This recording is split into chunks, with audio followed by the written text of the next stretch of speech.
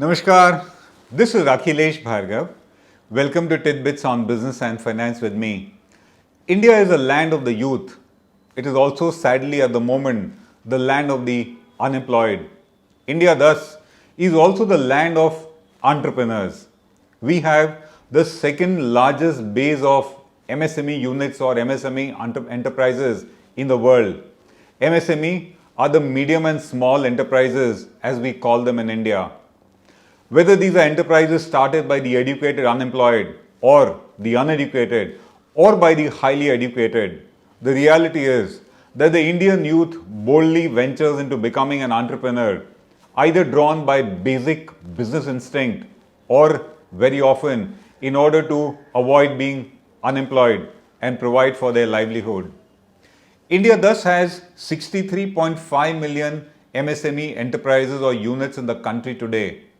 But the disturbing reality is that most of them are tiny units. 99.5% of MSME units in the country are tiny units in the sense their annual turnover is less than 50 lakhs a year. A mere 5,000 enterprises are what are called medium enterprises whose turnover exceeds 7.5 crores a year. Just 5,000 in the entire India. Interestingly, the states having the largest number of medium and small enterprises in the country are not Gujarat and Rajasthan, which are known to be traditionally business-oriented states, but are Uttar Pradesh and West Bengal, which do not have the most conducive business environment by any standards and thus shows the desperation of the youth there. The reality is that the journey from being a tiny startup to becoming a medium or a big enterprise in the country is a very difficult and almost impossible journey in India. And that's because an entire ecosystem in order to encourage, innovate, nurture and grow these big enterprises is missing. That also explains why in the entire country today we have a mere 7,200 startup enterprises. Those are the figures and they are not the best when you look at the fact that even a turnover of 7.5 crores by which an enterprise qualifies as a medium entity is a very low figure by global standards. So, Indian enterprises remain dwarfs as the chief economic advisor laments and calls it in his economic survey of this year. There is something seriously missing in our ecosystem. The fact is that India is not short of entrepreneurial talent or the zeal to take risks or the required expertise to get into businesses. The fault, according to us, lies with the entire ecosystem. It is the ecosystem which is not supporting the setup and growth of these enterprises, and we'll discuss the reasons why in today's episode. A very recent survey carried out by The Economist magazine pointed out the global hotspots of innovation and entrepreneurialism in the world in the coming years. And in that list, they mentioned Paris, they mentioned Toronto, they mentioned Beijing, Tel Aviv and Los Angeles. Not a single Indian city is in that list. Neither Bengaluru, nor Hyderabad, nor Mumbai, Delhi or for that matter, any other Indian town. And that doesn't mean that we do not have that inherent talent of innovation or skill in us. As I said, the ecosystem is missing. So where is it that we are actually going wrong? And before we understand that, we must go through why does the Economist call these as hotspots. The Economist says that Paris is a hotspot for technology, and in order to make it such a hotspot, the government of France has liberalized its visa requirements in order to attract global talent, and it also is ensuring that fund flows into the sector very liberally. Toronto is a hotspot for those enterprises which want to convert science into technology for consumer products. So Toronto is emerged as a big center for getting science into real business. Again, huge government support for ensuring this transformation and position of Toronto. Tel Aviv has emerged as a hotspot of innovation for manufacturing enterprises and for bioscience enterprises. The report actually says that so good is the ecosystem there that entrepreneurs are not afraid of failure. The government supports them and they are willing to take the required risks to set up innovative entrepreneurs and enterprises. Los Angeles has emerged as the global top spot for virtual reality. Virtual reality not just for entertainment because of the kind of creative skills that are there in the city and the country has nurtured them, but also for healthcare. So LA emerges as the global VR center and Beijing is appearing on the horizon of the world for artificial intelligence and robotics in a fast way, thanks to the huge encouragement provided by the government there. So these are the reasons why we have these cities and we don't have a Bengaluru or a Hyderabad or a Mumbai, as I said.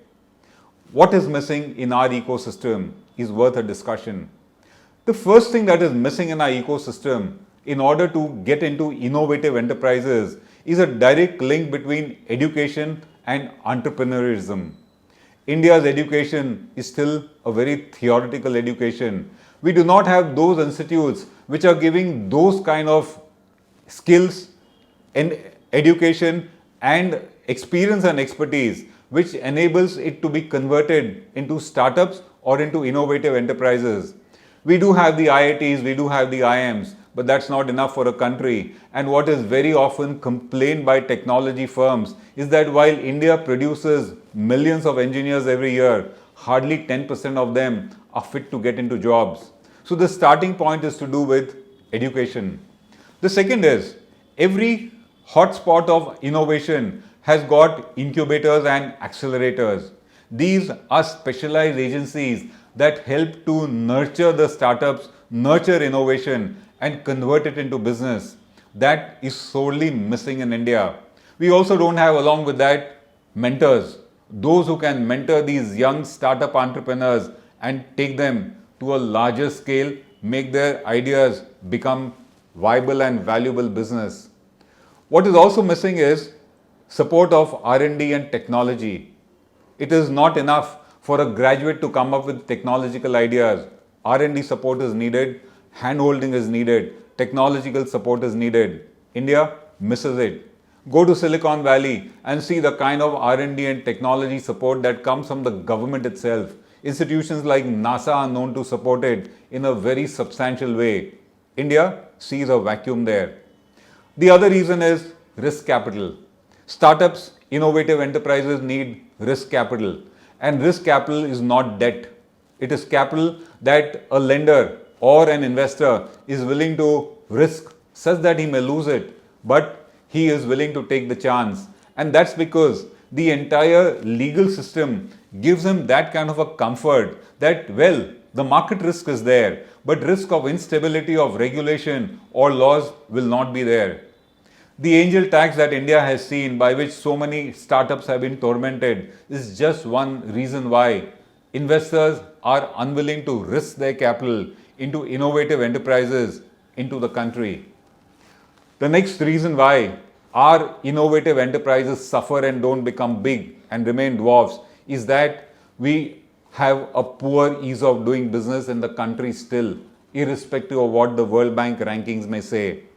At the very least, it takes years for just a written contract in this country to be honored by courts if somebody breaches it. And the least that a small startup enterprise can withstand is a large party defaulting on a contract and taking it to court.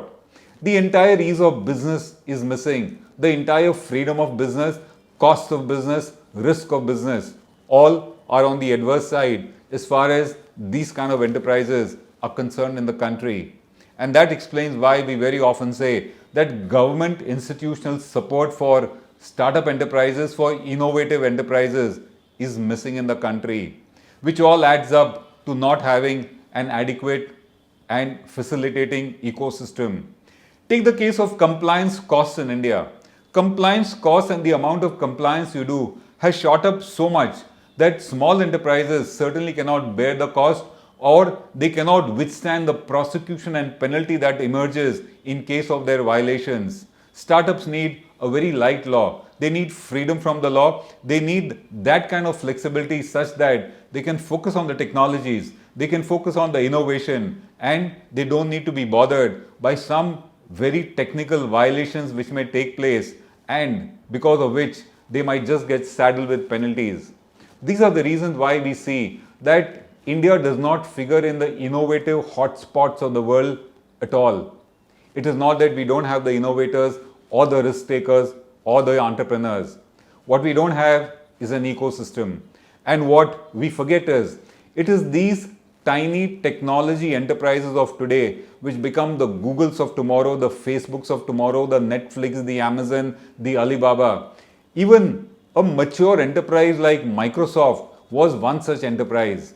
We forget that it is these small ones which become the giants of tomorrow. And what we also forget is that if the system is oppressive, if the system stifles and suffocates, the best talent will prefer to get away from India, which is what it does. And it will not prefer to face an indifferent and corrupt system while they struggle and try to chase the dreams which actually India needs. And as a result of this, India, despite having some of the finest technology brains in the world which are respected the world over, on its home turf, it does not have the best innovative enterprises.